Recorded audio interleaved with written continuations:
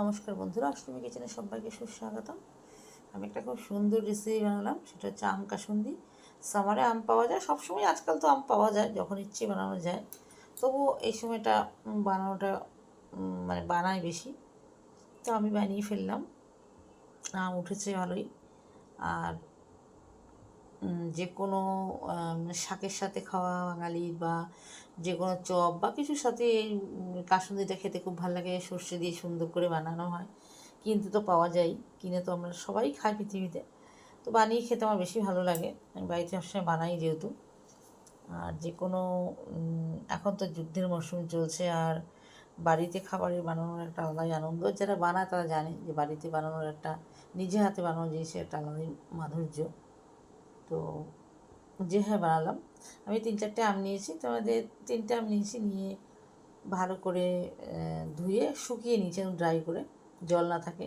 খোসাগুলো ফেলে দিয়েছি, আবারও মুছে নিয়েছি। তারপরে আমি গ্রেটারে গ্রেট করে এবার একটা সুতির সাদা কাপড় নিয়ে তাতে ভালো করে চেপে চেপে রসটা একদম ফেলে দিয়েছি। তার মধ্যে নুন, হলুদ, কাশ্মীরি গুঁড়ো, লঙ্কা গুঁড়ো আমি আঁকিয়ে রেখে দিয়েছিলাম। এবার আমি 2 রকম সর্ষে নিয়েছি, আমি শিলনোড়াতেই পিষেছি।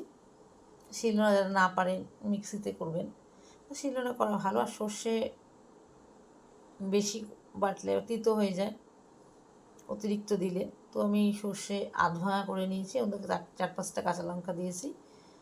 এবার আমি সাইডে দিয়ে রেখেছিলাম। এবার সর্ষেটাকে আমি আমের সাথে মিশিয়েছি, আলাদা করে মিশিয়ে যতটা প্রয়োজন হয়েছে ততটা দিয়েছি। সর্ষের তেল দিয়েছি, আর 2 চামচ ভিনিগার দিয়েছি, যেহেতু সংরক্ষণ করা যায় অনেকটা দিন, রাখতে গেলে একটু ভিনিগার দিতেই হয়, বা লেবু দিলেও হয়। আমি ভিনিগার দিয়েছি, ভিনিগার সবসময় থাকেই। আর তো কালারটা খুব সুন্দর এসছে, দারুণ লাগছে দেখতে। আর সর্ষে খুব বেশি পিসিনি, আধা ভাঙা। তো এইভাবে বানিয়ে ফেলবেন একটা সুন্দর রেসিপি। এখন সত্যিই সামনে পড়ে গেছে গরমকাল, তো আম কাসুন্দি ফেভারিট সবারই। তো আবার দেখা হবে একটা নতুন কোনো রেসিপি নিয়ে, নতুন কোনো সময় নতুন কিছু একটা আপলোড করবো।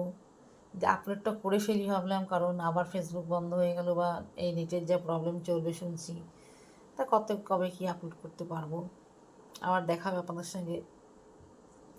সঙ্গে থাকার জন্য ধন্যবাদ।